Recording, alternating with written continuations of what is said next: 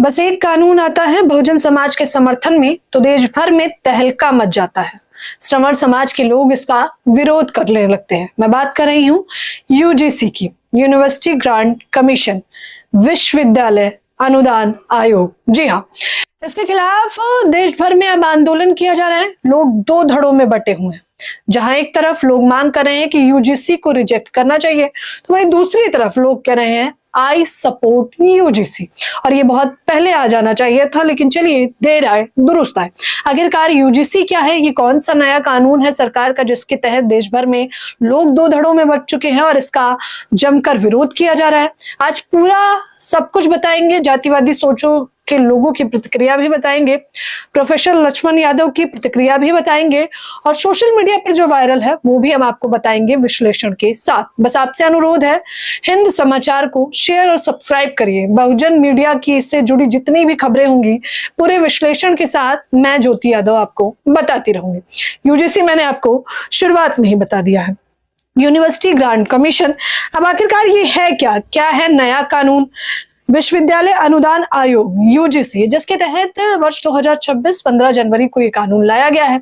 इस कानून की मांग बहुत पहले से की जा रही है और मुख्य तौर पर एससी एसटी समाज के लोग इसकी मांग कर रहे थे और कह रहे थे कि सरकारी संस्थानों में, विश्वविद्यालयों में आज भी हमारी जाति के लोगों के साथ भेदभाव किया जाता है। इसके लिए कोई नया कानून आना चाहिए। तो यूजीसी वही कानून है जिसके तहत विश्वविद्यालय और संस्थानों में सभी को समानता का अधिकार दिया जाए। अगर एससी एसटी ओबीसी बच्चों को भी इसमें जोड़ा गया है, इनके साथ किसी भी तरह का भेदभाव किया जाता है, तो यूजीसी के तहत एक कमेटी बनाई जाएगी। 24 घंटे के अंदर एक समिति की बैठक होगी। 15 दिनों में जांच पड़ताल की जाएगी और 7 दिनों में किसी निष्कर्ष पर उन्हें पहुंचना होगा। ये नई कमेटी थी। देखा जाए तो ये सही था, वाजिब था। क्या आप नहीं चाहते कि इस देश में और मुख्य तौर पर सरकारी संस्थानों में भेदभाव समाप्त हो जाना चाहिए? क्योंकि भेदभाव तो है, आप इस बात से इनकार तो नहीं कर सकते हैं। आप इस देश के प्रधानमंत्री क्यों ना बन जाइए, मुख्यमंत्री क्यों ना बन जाइए, प्लेन क्यों ना उड़ाने लगी है, आपकी जाति तो आपका पीछा नहीं छोड़ती है। और जब जाति जुड़ी है तो जाति भेदभाव भी जुड़ा हुआ है। इसी को लेकर अगर मुख्य तौर पर आंकड़ों पे ही चलिए हम बात कर लेते हैं। यूजीसी के आंकड़े क्या कुछ बताते हैं इससे पहले जब लचीला रवैया देखने को मिला है। यूजीसी के आंकड़ों के अनुसार वर्ष 2019-20 में जहां 173 शिकायतें दर्ज हुई हैं, तो वहीं वर्ष 23-24 में यह आंकड़ा बढ़कर 378 हो गया। वर्ष 19-20 से वर्ष 23-24 के बीच 704 विश्वविद्यालय और 1553 कॉलेजों में कुल 1160 शिकायतें दर्ज हुई हैं। यूजीसी के तहत शिकायतें तो बहुत दर्ज हुई हैं, लेकिन उन पर कभी कोई कार्यवाही नहीं की गई। इसी वजह से जो आंकड़ा पहले कम था वो आंकड़ा और बढ़ गया। 118% यह आंकड़ा और बढ़ जाता है। ये बताने के लिए काफी है कि किस प्रकार से सरकारी संस्थानों में, विश्वविद्यालयों में आज भी जाति भेदभाव होता है। आईआईटी जैसे सर्वोच्च संस्थान जो है, विश्वविद्यालय जैसे सर्वोच्च संस्थान जो है, वहां पर भी जाति भेदभाव के लिए बच्चे आत्महत्या कर लेते हैं। रोहित वेमुला तो आपको भूलना भी नहीं चाहिए कि किस प्रकार से वो कहता है, 1 नंबर का पढ़ने वाला लड़का, पीएचडी स्कॉलर, बावजूद इसके वो कहता है कि उसकी जाति ही उसे ले डूबी और इस वजह से अब इस देश में वो नहीं रहना चाहता। हालांकि ये कोई पहला आंकड़ा नहीं है, इससे पहले भी कई सारे आंकड़े हैं और जो आंकड़े ये सीधे तौर पर बताते हैं कि जाति भेदभाव कभी भी समाप्त होने वाला नहीं है। अब सवाल यह है कि तमाम तथाकथित बाबा कहां चले गए जो हिंदू राष्ट्र की मांग करते हैं? उन्हें तो कहना चाहिए कि ये कानून तो यूजीसी समानता के लिए आया है, तो इसका तो बढ़कर समर्थन करना चाहिए, लेकिन श्रवण तबके के कुछ लोग इसका विरोध कर रहे हैं। देखिए, श्रवण तबके के लोगों का कहना है कि इस कानून के तहत श्रवण बच्चों को दबाने का प्रयास किया जा रहा है। सवाल यह है कि आखिरकार आपको कैसे दबाया जा रहा है और आखिरकार आपके साथ भेदभाव कैसे किया जा रहा है? क्या आपके साथ भेदभाव आपकी जाति को लेकर कोई जाति सूचक शब्द बोला जा रहा है? और अगर शब्द बोला जा रहा है दोस्तों, तो वो कैसा शब्द है?